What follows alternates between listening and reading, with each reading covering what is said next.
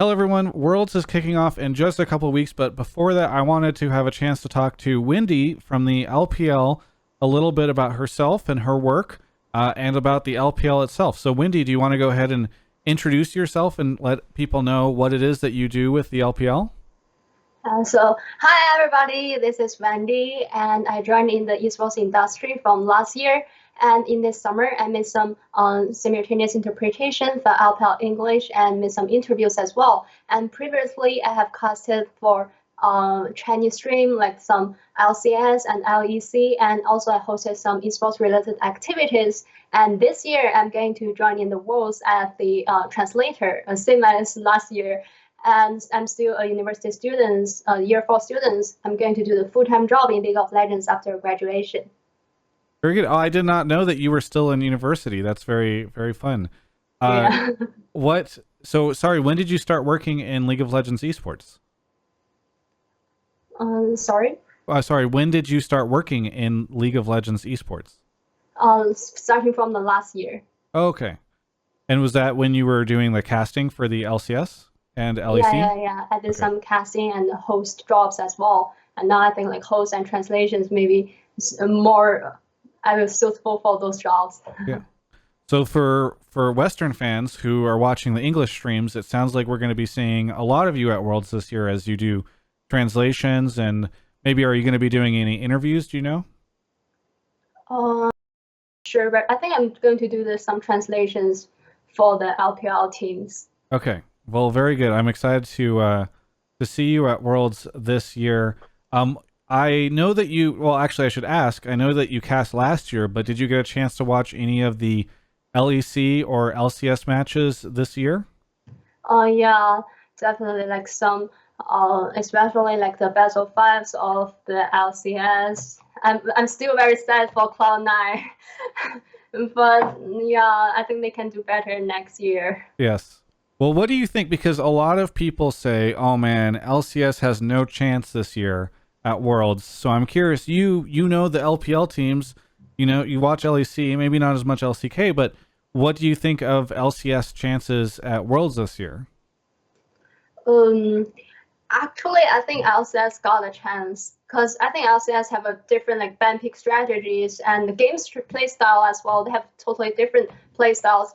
Like for Shen, there's so many interesting champions that the LPLs we is not common to be seen.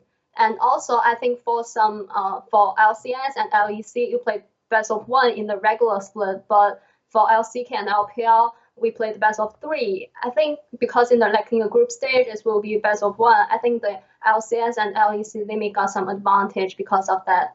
Like quite familiar with this kind of game.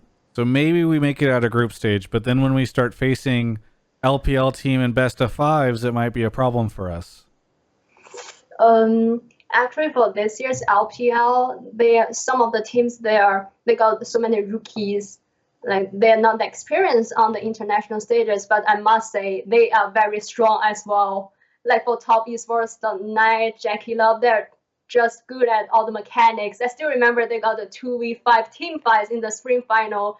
And like Jingdong Gaming, they're very stable in the best of fives. They always have a very good momentum and always play like a whole. So I think in the best of fives, LPL still got a bit. It's a kind of scary opponents, I Okay. think. Well, we'll have to see how it goes. There's going to be a lot of fans, Western fans, who are tuning into Worlds this year. They might not know what has happened in the LPL, what the stories are from the LPL. So I'm hoping that you can kind of help me know what are like the big stories going into Worlds this year from the LPL. Yeah, I know, like IG, FunPlus, EDG, RNG, those familiar names, they didn't manage to get into this year's World Championship. It seems that the old dynasty is kind of over, and this is time to cheer for the new era. Like, but there's still some names I think those Western fans should be familiar. Like for Top Esports, they got Jackie Love, Knight, and for Jingdong Gaming, Kanavi is very strong in jungle as a jungler, and they have a gorgeous macro like Zoom, Lu they're all the very good LPL players. And for Suning, SOFM, I think he just got a very unique understanding towards the jungle. And like Sword Art, he's very experienced and always make clean shot calls for suiting this team. They also improved a lot through this year. And also, I think the fourth seed LGD, they got Xie Peanuts. There's no need to add any comments on it. They are the veterans and very experienced for the international competition. So I'm very quite happy, although those teams' name may not be that familiar to all the Western fans, but still there's so many good players in it. Yeah. And what do you think is the scariest team for the LCS viewers or LEC viewers? Which LPL team is maybe first seed or gonna sort of stomp on people? Who do you think is the scariest at Worlds from the LPL? The most scared teams, I think should be Top Esports. Top Esports and Jingdong Gaming. Like for LPL, the summer final and the spring final is all the competitions between those two teams, and they just drag the game until the game 5. They are very good at macro and very good at team fights. Sometimes you cannot just know the result of the game until the very last minute. They can make a clean comeback sometimes. Those teams are very good at, I think that there's no shortcomings. Like perfect teams in my perspective. Yeah. And if they have a very good momentum, I think they have a very good chance to get a good result in this year's Worlds. Well, I'm excited to see those teams face off soon.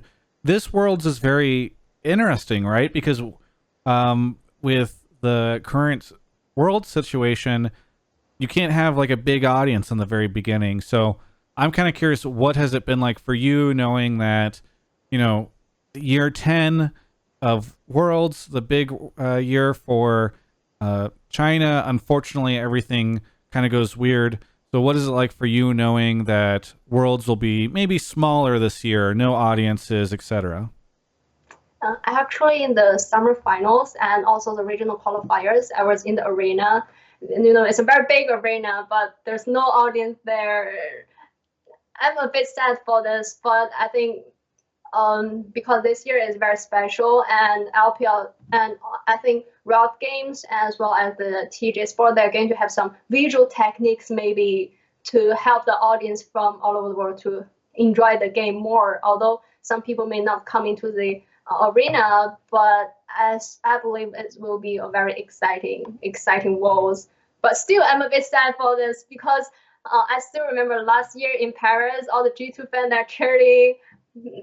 I enjoy that atmosphere. Yeah. For the LPL fans, what have they thought of Worlds this year? Also knowing that they get 2 Worlds because they get next year too. So what was kind of the LPL fan reaction to all of that? Because we managed to get the championship for like the past 2 years, so we really want to have the 3 consecutive World Champions. And also this year the Worlds will be in Shanghai, so it's our home court. We really want to keep this trophy in Shanghai.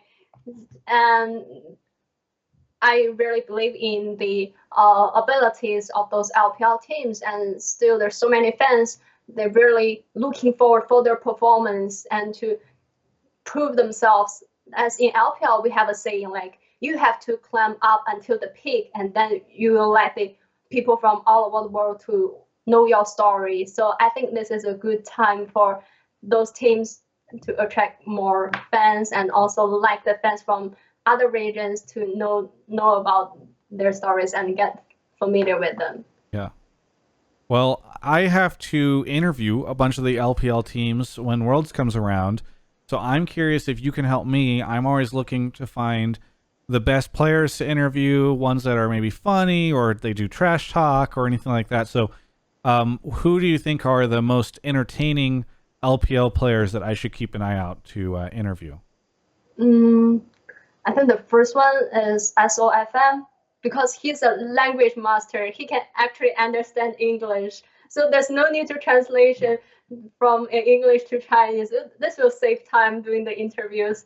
And also like Jackie Love, because I made the translation for him last year. sometimes he can just give some unexpected answers and very interesting answers, and sometimes maybe some trash talks, and also like Sword Art Peanut, those people, and Lu Mao, those people can always bring very appropriate and full answers because they're so experienced for those interviews.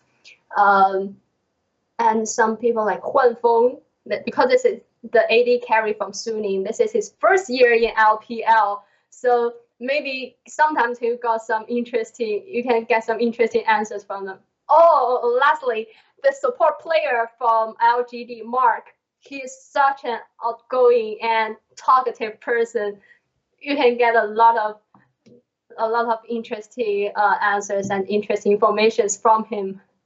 Okay, this is very good information for me. Thank you, because it'll help me, especially because I have to do these interviews over the internet, so it's like I'm already just really wanting to find players that will give good answers. So I'm happy for that. What are you most looking forward to at Worlds this year? What are you most excited for as it starts in just a couple weeks? Because I think this year we didn't manage to have the MSI.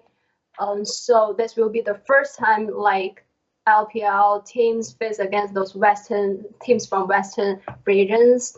I'm very looking forward for the exciting matchups. Like for example, G2, their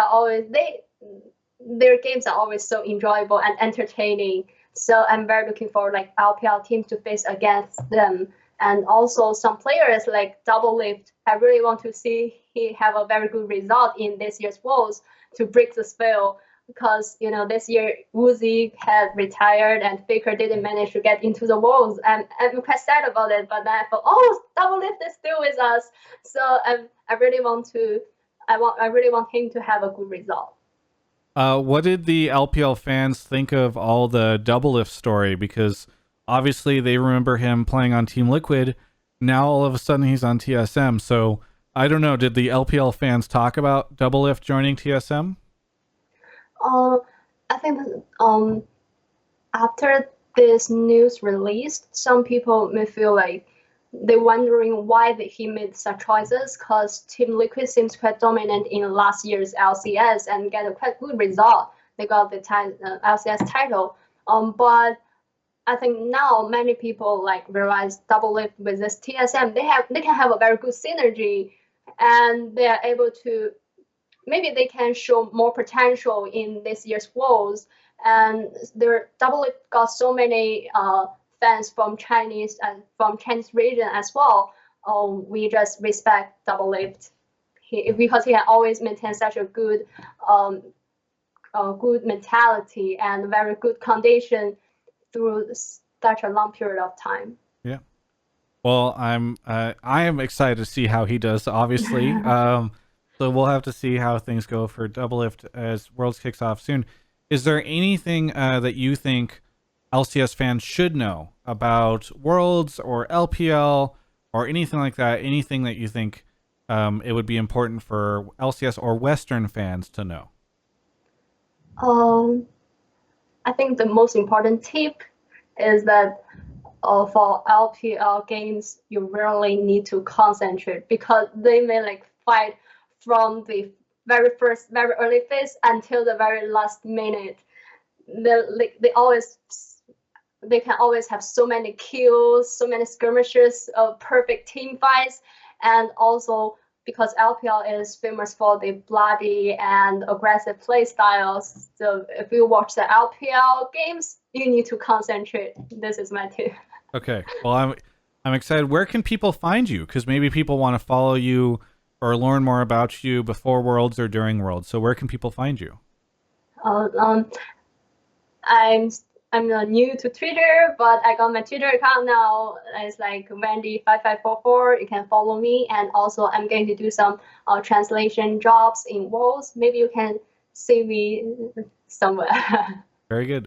Well, thank you so much for the interview, Wendy. I really appreciate it, and looking forward to seeing your translations during Worlds. And for everyone else, you can check out the rest of my coverage of all things Worlds right here on my YouTube channel. It is a very strange year in a lot of different ways.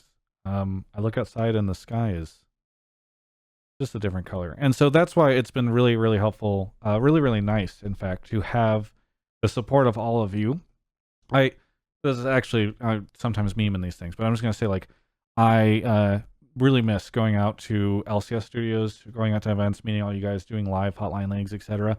And so the fact that you guys have been so helpful in supporting me and saying nice things in the comments, subscribing, etc. is really cool. And again, thank you to Alienware, because they have also been really supportive in this time. And it's made like a tough year nicer. So thank you to Alienware. There's a link in the description below if you want to check out their stuff and use Travis 10 off Q3 to save on your order.